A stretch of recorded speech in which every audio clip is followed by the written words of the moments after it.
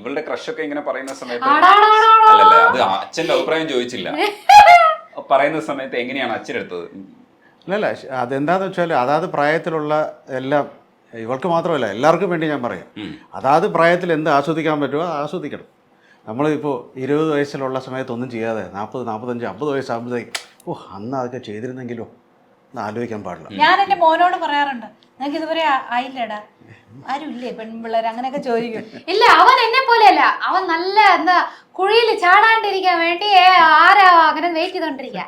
പക്ഷെ എനിക്ക് കുഴിയിൽ ചാടുന്ന സ്വയം വിമർശനമല്ലേ? സ്വയം അതെ അല്ല, those are like good experiences life. നമ്മുടെ ലൈഫിൽ എല്ലാം വേണം. സങ്കടങ്ങൾ വേണം, സന്തോഷം വേണം. സങ്കടം അറിഞ്ഞാലേ സന്തോഷം എന്താണെന്ന് അറിയാൻ പറ്റുള്ളൂ. മൊത്തം എപ്പോഴും ഹാപ്പി ആണെങ്കിൽ പിന്നെ ഒന്നും ഇല്ലല്ലോ. സോ എല്ലാം മിക്സ്ഡ് ആയിരിക്കണം, എല്ലാവരും ഹെൽത്തി ആയിരിക്കണം ഇതൊക്കെ ആസ്വദിക്കാനും. ദൈവം അതിനല്ലേ ഇങ്ങനെ നമുക്ക് എല്ലാം തന്ന് സൃഷ്ടിച്ചിരിക്കുന്നു. അതിനിടയ്ക്ക് ഒരു കാര്യം കൂടെ ചോദിക്കാൻ, ഗുരുവിനെ കുറിച്ചുകൂടെ ഒന്ന് പറയണം. ബാലഭൂമി കൃഷ്ണ, നമ്മൾക്ക് ഈ ഞാനൊക്കെ ടി വിയിൽ മിലേസുരു മേരാകുമാരൊക്കെ കണ്ട് ശീലിച്ചിട്ടേ ഉള്ളൂ. ലെജൻഡാണെന്ന് അറിയാം, പിന്നീട് നമ്മൾ വായിക്കുകയും മനസ്സിലാക്കുകയും ചെയ്തപ്പോഴാണ് നമുക്ക് മനസ്സിലായത്. പക്ഷെ ഒരിക്കലും നേരിൽ കാണാനോ ഒന്നും പറ്റിയിട്ടില്ല. അപ്പം നിങ്ങൾ പക്ഷേ കൂടെ വളർന്നു എന്നുള്ളതും അവസാനം വരെ കൂടെ ഉണ്ടായിരുന്നില്ലേ? അതെ, അവസാന നിമിഷം വരെ ആ ഫോട്ടോ ഞാൻ കാണിച്ചു തരാം. അപ്പോൾ എൻ്റെ കുഞ്ഞുനാൾ മുതൽ എൻ്റെ അമ്മയുടെ 9 വയസ്സ് മുതൽ ആ കുടുംബത്തോടു കൂടി ഒരു ഇതുണ്ടായിരുന്നു. എൻ്റെ അമ്മയുടെ റിലേറ്റീവിൻ്റെ വീട്ടിൽ അദ്ദേഹം ആദ്യം ചെന്നൈയിൽ വാടകയ്ക്ക് വന്ന് താമസിച്ചു. അങ്ങനത്തെ ഒരു വീട്ടിൽ വന്നിട്ടുണ്ടോ? പല പ്രാവശ്യം വന്ന് ഞങ്ങൾ അവിടെ നിന്ന് വേറെ വീട്ടിലൊന്നും പോകത്തില്ല. അദ്ദേഹത്തിൻ്റെ ഒരു മാനേജർ വീട്ടിൽ പോകും, പിന്നെ ഇവിടെ മാത്രമേ വരുന്നുണ്ടായിരുന്നു. അപ്പോൾ ഞങ്ങൾ ഉച്ച കഴിഞ്ഞ് രാവിലെ തൊട്ട് വൈകുന്നേരം വരെ രാത്രിയിലെ ചിലപ്പോൾ കൊണ്ടുപോയപ്പോൾ ആ നേരം ഇവിടെ വേറെ ആർക്കും പ്രവേശനം ഉണ്ടാവാറില്ല. ഉച്ച കഴിയുമ്പോഴത്തേക്ക് അദ്ദേഹം ചോറ് കൊണ്ടിട്ട് എൻ്റെ മലയാളി ചമയിൽ ഭയങ്കര ഇഷ്ടമാണ് ഫുഡ്, മലയാള രീതിയിലുള്ള ഇതെല്ലാം. അത് കഴിഞ്ഞ് ഉറങ്ങിക്കഴിയുമ്പം ഫുൾ AC ഒക്കെ ഇട്ട് കാലൊക്കെ ഞങ്ങൾ രണ്ടുപേരും അങ്ങ് 2 സൈഡിലിരുന്ന് കാലമാക്കി. അദ്ദേഹത്തിന് ഏറ്റവും ഇഷ്ടമുള്ള കാര്യമാണ് ഈ ഡെയിലി ബീച്ചിൽ പോവുക, അവിടുത്തെ കടല തിന്നുക, ഇതെല്ലാം.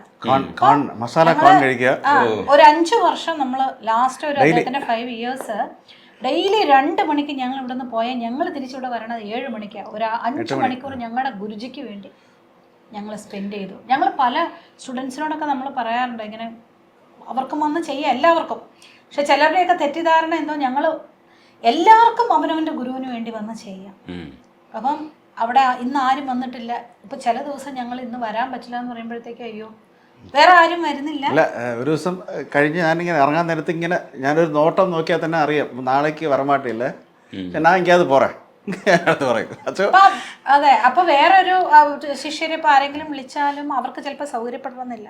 ഞങ്ങൾ പക്ഷേ നമുക്ക് എന്താ ആവശ്യങ്ങളുണ്ടല്ലോ അതിനൊന്ന് ഗുരുവിന് വേണ്ടി ഒന്ന് മാറ്റി വെച്ചിട്ട് ഞങ്ങളത്. കാരണം എന്തെന്ന് വെച്ചാൽ അതിന്റെ പിറകിൽ വലിയൊരു കഥയുണ്ട്. അദ്ദേഹത്തിന് വളരെ ഒരു 10-24 വർഷം മുമ്പ് ഒരു ആക്സിഡന്റ് ഉണ്ടായപ്പോൾ അന്ന് എല്ലാവരും വിധി എഴുതി ഇനി ഉണ്ടാവില്ല, ഡോക്ടേഴ്സ് എല്ലാവരും. അന്ന് ഗുരുജി ഒരാൾ മാത്രമാണ്. അപ്പം ദൈവം പോലെ വന്നു, അവനൊന്നും ആവില്ല, ഞായർക്ക് ഒന്നും ആവില്ല. ഞാൻ അടുത്ത മാസം 1 മാസം പക്ഷെ ഹോസ്പിറ്റലിലിരിക്കും, വീട്ടിൽ വരുമ്പോഴേ ഞാൻ വരുള്ളൂ. അതുവരെ ഇവിടെ ഞാൻ അവന് വേണ്ടി പ്രാർത്ഥിക്കും. ഒരു ഗുരുവിനെ അങ്ങനെ പറയേണ്ട ആവശ്യമില്ല. അത്രയും അദ്ദേഹത്തിന് ലക്ഷക്കണക്കിന് ശിഷ്യരുണ്ട്, പക്ഷെ അത്രയ്ക്ക് എൻ്റെ മകനാണെന്നാണ് പറയുന്നത്. 6 പേരെ കുട്ടികൾ കുഞ്ചിക്കുള്ളത്, അതിൽ 7ാമത്തെ മകനാന്ന് ഇപ്പോഴും പറയും. അപ്പം അങ്ങനെ രക്ഷിച്ചെടുത്ത് എന്തൊക്കെ ചെയ്തു എന്നുള്ളത് അത് വലിയൊരു എപ്പിസോഡാണ്, ഇപ്പം പറയാൻ പറ്റത്തില്ല. അത്രയധികം ഞങ്ങൾ അദ്ദേഹത്തിന് ഡെഡിക്കേറ്റഡ് ആയിട്ടിരിക്കുന്നു. ഇല്ല, അദ്ദേഹത്തിൻ്റെ ഇമ്പാക്റ്റ് എൻ്റെ ലൈഫിൽ ഒത്തിരി പല നിമിഷങ്ങളിലും ഞാൻ വിചാരിച്ചു കഴിഞ്ഞാൽ അദ്ദേഹത്തിന് അത് മനസ്സിലാവും. അപ്പോൾ ഫോൺ ചെയ്യും. അങ്ങനെയൊക്കെ നടന്നിട്ടുണ്ട് ഇഷ്ടംപോലെ കാര്യങ്ങൾ. പിന്നെ what is truth in life എന്നുള്ളത് ഒരു ചെറിയ കാര്യം പോലും നമ്മൾ മാറ്റി പറയാൻ പാടില്ല. അത് പണ്ടത്തെ ആൾക്കാർക്ക് എല്ലാവർക്കും ഉണ്ടത്, പക്ഷെ ഇത് ഞാൻ ദൃഷ്ടാന്തമായിട്ട് ഞാനത് സ്വീകരിക്കാൻ തുടങ്ങിയത്. അപ്പോൾ അത് പൂർവ്വജന്മ പുണ്യ ഫലമായിട്ട് ഞാൻ കാണുന്നു.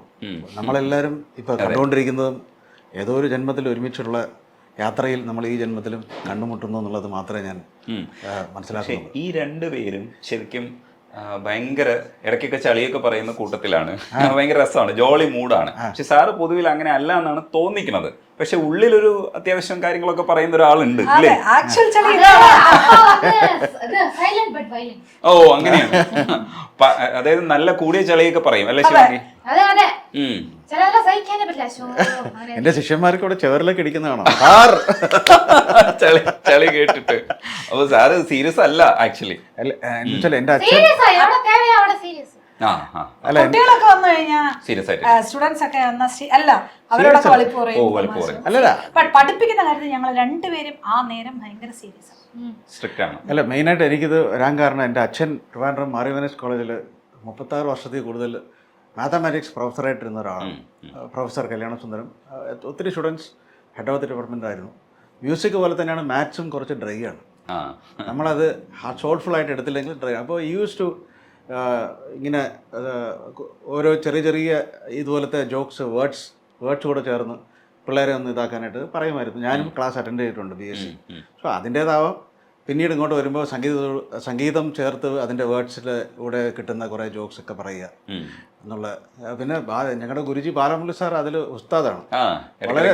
വളരെ സോഫ്റ്റായിട്ട് വലിയ കാര്യങ്ങളൊക്കെ തത്വങ്ങളൊക്കെ വളരെ സിമ്പിളായിട്ട് പറയും. ചിരിക്കില്ല പക്ഷെ നമ്മൾ ചിരിച്ചോളൂ, അല്ലെങ്കിൽ നമ്മൾ മനസ്സിലാക്കിയെടുത്തോളൂ. സൂപ്പർ സിംഗറിൽ പോകുന്ന സമയത്ത് ഡീമോട്ടിവേറ്റ് ചെയ്തു. അത് മോശമായി. ഡീമോട്ടിവേറ്റ് ചെയ്തിട്ടും ശിവാംഗി 6th ടോപ്പ് 6 അതെ അതെ അതെ. ഇല്ലില്ല, അത് പ്രാക്ടീസ് ചെയ്യുന്നില്ല എന്നും പറഞ്ഞാണ്. പിന്നെ രാവിലെ എണീറ്റ് ആഹാരം കഴിച്ചിട്ട് പോകണം, ഇതൊക്കെ ഞാൻ ഭയങ്കര പക്ഷേ അത് ഡീമോട്ടിവേഷൻ അല്ലേ? അതെ അതെ. രാവിലെ അവിടെ വാൻ വെയിറ്റ് ചെയ്യാ. വാൻ ഞങ്ങളെല്ലാം സെറ്റിൽ കൂട്ടിക്കൊണ്ടുപോകാൻ കണ്ടസ്റ്റൻസിനെല്ലാം. ആ വാൻ കേറാൻ പോകുമ്പോ നീല 4 റൗണ്ട് കൂടെ പോകില്ലെന്ന് പറഞ്ഞു. എന്നിട്ട് അങ്ങനെ ആവില്ലെന്ന് എനിക്കറിയാം. ഒരു കുട്ടി ഇറങ്ങി പോകുമ്പോൾ ഒരു കാര്യം ഞാൻ പറയാം രജീഷ. ഞാൻ എങ്ങനെയാന്ന് വെച്ചാല് നമ്മൾ രാവിലെ എണീറ്റ് കഴിഞ്ഞാൽ ഇപ്പൊ ഞാനൊക്കെ ഒരു 7 എണീറ്റ് കഴിഞ്ഞാൽ പല്ല് വെച്ചു ഒരു 8 ആകുമ്പോഴത്തേക്ക് ഒരു 7-8 ഇഡലിയും സാമ്പാറും ഒന്നും കഴിക്കും ഞാൻ. എന്ന് വെച്ചാൽ ബ്രേക്ക്ഫാസ്റ്റ് കഴിക്കണം എന്ന് ഭയങ്കര നിർബന്ധമാണ്. ഇവിടെ ബ്രേക്ക്ഫാസ്റ്റ് കഴിക്കുന്നില്ല, കഴിക്കാതെ പോണേ. അപ്പൊ അതൊക്കെ അസിഡിറ്റി ഭയങ്കര ഓവറായിട്ട് സംസാരിക്കുന്നത്. അവിടെ പോയി നിറയെ ഫുഡ്, പക്ഷെ അപ്പോഴത്തേക്കും ലേറ്റ് ആവും, അപ്പൊ കഴിക്കാതെ പോകുന്നു. അതൊക്കെ എനിക്ക് പക്ഷെ കൊച്ചു പോകുമ്പോ പറയേണ്ടതാണ്. കാരണം എന്റെ നാക്കെന്നാക്കെന്ന് എല്ലാരും പറയും, പക്ഷെ അത് ഒട്ടും ഫലിക്കില്ല എന്ന് എനിക്കറിയാം. അതുകൊണ്ട് ഞാൻ നെഗറ്റീവ് പറയാൻ പോസിറ്റീവ് അതെ അതെ അതെ അതെ. അതെങ്ങനെയാണ് അത് മോശമായി പോയി. അല്ലെ ശിവാംഗി എന്നിട്ട് പോയിട്ട് അങ്ങനെ എത്തുമ്പോഴുണ്ടല്ലോ തിരിച്ചു കൊണ്ടുവന്ന് ട്രോഫി കൊടുക്കുമ്പോ നമുക്കൊരു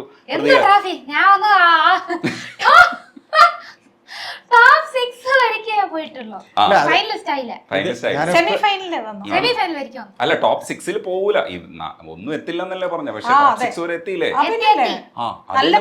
അപ്പൊ പഠിച്ചിരുന്നെങ്കിലോ സംഗീതം മാത്രം നമ്മൾ എത്ര പ്രാക്ടീസ് ചെയ്യാറ് ആ നേരത്ത് അവിടെ കറക്റ്റായിട്ട് വരണം. പക്ഷേ വേറൊരു കാര്യം കൂടെ ഉണ്ട്. ഈ കുക്ക് വിത്ത് കോമാളിയിൽ പോകുന്ന സമയത്ത് ഇപ്പൊ നോക്കൂ സ്റ്റാർഡം എത്രത്തോളം വളർന്നിട്ടുണ്ട്. ഇതൊക്കെ നമ്മൾ എത്തുന്നത് എവിടെയാന്ന് ചോദിച്ചാല് ഈ ലെവലിൽ എത്തിയത് കുക്ക് വിത്ത് കോമാളിയിൽ പോയിട്ട് ഈ ഒരു ഇന്നസെൻസ് കൊണ്ടല്ലേ അല്ലേ? ആ ഇന്നസെൻസ് അത് വെരി നല്ല ഒരുപാട് നല്ല സ്വഭാവങ്ങളുണ്ട് കുട്ടിക്ക്. ആരെയും ഞാൻ നേരത്തെ പറഞ്ഞ പോലെ തന്നെ അങ്ങനെ കുറ്റപ്പെടുത്തുക അങ്ങനെയൊന്നും ചെയ്യത്തില്ല. എല്ലാവരുടെയും ഒരു ആർട്ടിസ്റ്റിനെ ഭയങ്കരമായിട്ട് ആസ്വദിക്കും. അവരുടെ എന്തെങ്കിലും ഒന്നും ഇഷ്ടപ്പെടാതെ വന്നാൽ അത് അവൾ അവോയ്ഡ് ചെയ്തിട്ട് വരും. അതൊക്കെ കേൾക്കൂല ജസ്റ്റ്. കാരണം അങ്ങനെ പോലും നമ്മൾ ഇത് ചെയ്യണ്ട എന്ന് വിചാരിച്ച്. അതുപോലെ റിലീജിയൻ, കാസ്റ്റ്, കറുപ്പ്, വെളുപ്പ് ഒന്നും അവൻ പറയണത് ഇഷ്ടമല്ല.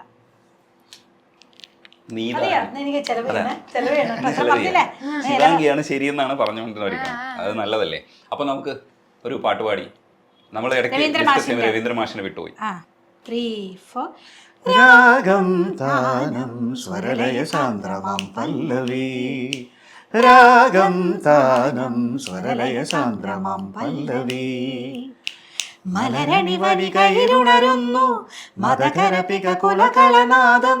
മലരണി വനികയിലുണരുന്നു മദകരപിക കുലകളനാദം. തളിർത്തു മണ്ണും വിണ്ണും അഴകൊടു കനിപ്പൂ ചൂടി സ്വപ്നലതികൾ. രാഗം താനം സ്വരലയ സാന്ദ്രമം പല്ലവി. രാഗം താനം സ്വരലയ സാന്ദ്രമം പല്ലവി.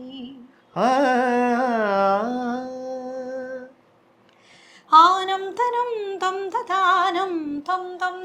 അതിലെ രാഗം താനം സ്വരലയം. അതിനാലെ ഞങ്ങൾ പറഞ്ഞ അതിനാലെ രാഗം എന്ന് പറയുമ്പം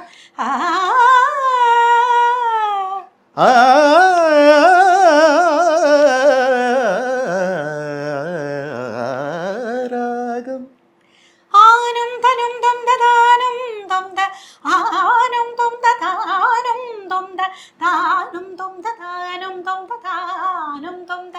താനം. സരി ധനി ധനി പനി പനി പമ പനി പമ പനി പമ നി പമ പമ രി പമ പ പനി നി സരി നി നി സ പ പനി മാമ പമ രി പമ പമ രി സ സ്വരലയ സാന്ദ്രമാം പല്ലവി. വാവ്.